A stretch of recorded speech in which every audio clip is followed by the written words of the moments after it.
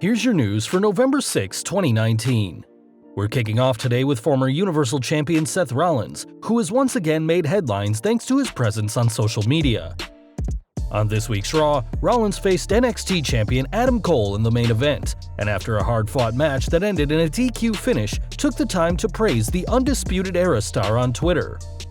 Describing Cole as the real deal, the Beast Slayer promised it wouldn't be the last time the two competed, and also gave a mention to Triple H, who tried to recruit the inaugural NXT champion back onto the Gold brand. While this tweet was innocent enough, Rollins would follow this up with a scathing comment about Dave Meltzer, saying that the Wrestling Observer veteran was at best a purveyor of misinformation and at worst a vindictive liar. This outburst on social media seems to stem from a report where Meltzer claimed that the architect gave an awkward rah-rah speech to the locker room about keeping their personal views, especially of what happened after the recent Crown Jewel event, off of social media. Of course, this would be very ironic if the awkward speech turns out to be true, but given that Rollins is straight up calling Meltzer a liar, it's unclear who to believe. With Rollins flat-out denying the claims of the talk backstage, Meltzer retracted his claim of the talk and apologized to Rollins, as it seems the Observer veteran got things wrong on this occasion. Speaking of Crown Jewel, more stories have come out about the show, as the majority of superstars were forced to miss SmackDown because of conflicting reports. This, of course, wasn't good for superstar morale, as Vince McMahon and Brock Lesnar were able to leave on time, but one superstar who turned down this chance was the Beast's opponent, Cain Velasquez.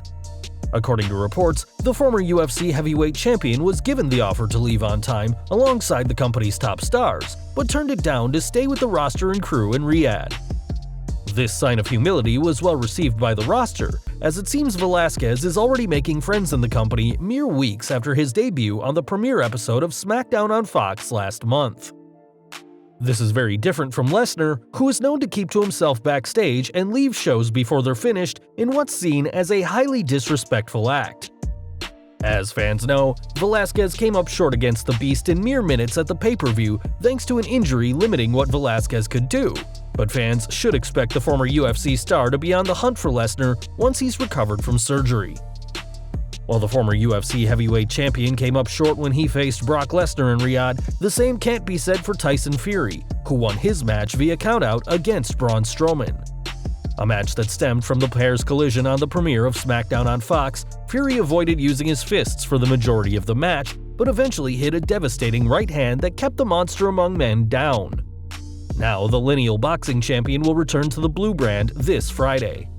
It's unclear what the Gypsy King will have to say, as we previously reported that Fury had no plans in WWE after Crown Jewel.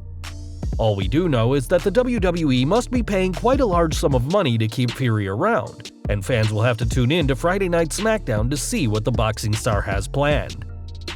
While Velasquez and Fury may be two of the newest faces on WWE TV, they aren't the only people to recently commit to the company. Yesterday, WWE confirmed the signing of 4 new superstars to their Performance Center, including Scarlett Bordeaux, who recently worked for Impact Wrestling and had a tryout with the company in September this year. Fans may also remember seeing the self-professed smoke show job to Nia Jax on the Boxing Day 2016 edition of Raw, and it'll be interesting to see whether Bordeaux's character of bringing sexy back to wrestling will play out in the WWE's PG product. Bordeaux wasn't the only signing to the company, however, as Shotzi Blackheart has also joined the WWE.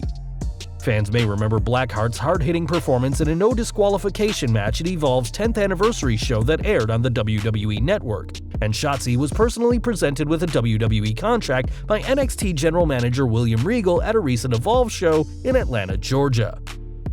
Australia's Indy Hartwell also signed with WWE, and the impressive one has been living up to her nickname in her brief career. The 22-year-old has cited Sasha Banks and Bayley's battles in NXT as part of the reason she became a wrestler, and after racking up championships in her home country, as well as promotions like Shimmer, she will look to do the same in WWE. Though no male superstars were signed to a contract, the WWE did pick up referee Stefan Smith, a graduate of Ohio Valley Wrestling who recently officiated in Evolve before making the switch to WWE.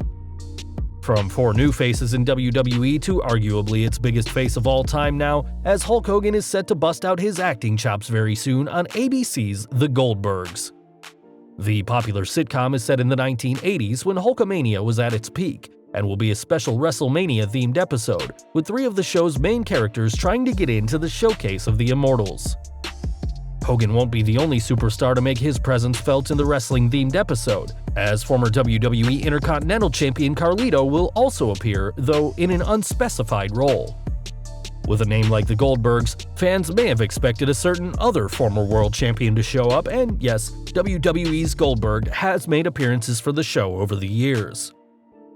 From one former Universal Champion to another now, as the new holder of the red strap, Bray Wyatt has made his first appearance with the title on WWE Backstage. Appearing on last night's episode of the show, Wyatt hosted a special edition of the Firefly Funhouse and showcased his new Universal Championship, which includes portraits of The Fiend on the side plates. These plates are much different than what Wyatt had when he captured the WWE Championship in 2017, as the title is more focused on the Fiend character which debuted earlier this year. Over the last few days, there had been speculation of Wyatt debuting an entirely new championship belt, as the red title is now on Team Blue, but it seems that isn't the case for the time being. Speaking of Wyatt, the Eater of Worlds may have taken his title to SmackDown, but did have one final match on Raw after the show before departing for the Blue brand. Facing Seth Rollins inside a steel cage, this match marked Wyatt's first title defense since becoming Universal Champion at Crown Jewel, and the company once again used the red lighting for the two like they've done in the past. After a back-and-forth bout, the finish saw Rollins deliver several stomps in the center of the ring, but was prevented from escaping the cage by Wyatt, who dragged him back to the center. Instead of escaping though, the Fiend would hit the Sister Abigail on Rollins to get the pinfall victory, and after the lights went out, Wyatt reappeared on the stage, raising the title in the air to send the fans home. While Wyatt had a fitting send-off this week on Monday Night Raw, the same can't be said for Adam Cole, who is reportedly working through an injury according to the PW Insider. A report by NXT's Weekly Injury Report has said Cole's been working with a right arm fracture since the September 25th edition of NXT against Matt Riddle, and worked through the injury both on Raw and last week's SmackDown against Daniel Bryan. Though this report is often used by storylines, the Insider is stating that Cole is suffering from a legitimate fractured wrist, and it's unclear whether Cole will need to take time off or will continue to work through it. Given the focus that NXT has been under recently, with their move to USA and their invasions of Raw and SmackDown, the last thing the company needs is for Cole to be forced to vacate the NXT Championship, but of course, his safety comes before anything else. Speaking of injuries, one woman who knows all about them is Alexa Bliss, who is reportedly dealing with some pain herself. According to PW Insider, Bliss is currently out with a shoulder injury, which explains why she hasn't been seen on WWE TV in quite a while. The last time the fans saw the petite powerhouse compete was when she and Nikki Cross lost the WWE Women's Tag Team Championships to the Kabuki Warriors at Hell in a Cell, and it's currently unclear just how long she'll be out for. Bliss is sadly no stranger to injuries, as her career nearly came to an end due to a series of concussions around this time last year before she made her return as part of the 2019 Women's Royal Rumble. One superstar who isn't going anywhere anytime soon, however, is Randy Orton, who recently signed a new contract with WWE. A 13-time WWE World Heavyweight Champion, most expected the Viper to re-sign rather than to head to AEW, but that didn't stop Orton from jumping ship a few weeks ago. On Twitter, the Legend Killer confirmed his new contract will last for another 5 years, and said he was looking forward to annoying the fans with his actions. As a 17-year veteran of WWE TV, it's hard to say whether Orton will be an active superstar for the next 5 years, as others from his class in OVW such as Batista and John Cena have both stepped away from the ring. If the Viper did choose to retire though, there'd almost certainly be a position for him backstage, as given his success in the company and his family credentials, Orton could make a valuable asset as a backstage producer. We're looking back to this week's Raw now, as the Red brand saw a slight increase in viewers, with 2.135 million homes tuning in. According to Showbuzz Daily, this figure is an improvement on last week's 2.133 million, with the hours being broken down as follows. In the first hour, the show garnered an average 2.35 million, which dropped to 2.27 million in hour 2 and eventually 1.84 million in hour 3.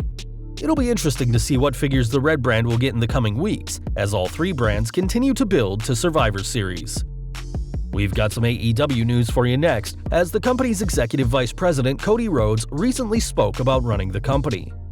Rhodes, who will face AEW World Champion Chris Jericho this Saturday at Full Gear, spoke to ESPN about the success of the show and admitted that often he has to disengage from being a fan, saying, "I have to stop being a fan on a regular basis when it comes to Dynamite itself, when it comes to TV. I'm honored everything that happens. I'm honored that I have a chair for myself in the go position, that I have my own headset. I'm honored that I have my own office, all these little things I have to stop caring about and just say, okay, cool, that's great, now let's validate why these things exist." It's no secret that Dynamite has been a huge success since its launch in October, consistently beating WWE NXT, and it seems Rhodes has big things planned for the new company in 2020. And finally today we're looking at some rumors for Survivor Series, as the Wrestling Observer has hinted at more tri-branded matches for the show. On Wrestling Observer Radio, it was revealed that there were plans for a triple threat match between the secondary champions, pitting United States Champion AJ Styles against Intercontinental Champion Shinsuke Nakamura and NXT North American Champion Roderick Strong.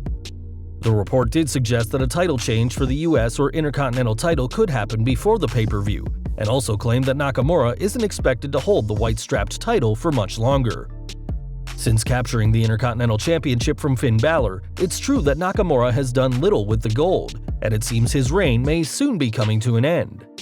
On the show, it was also claimed that a one-on-one match between Rusev and Bobby Lashley was planned for the pay-per-view, which will hopefully be the final collision between the two after months of feuding.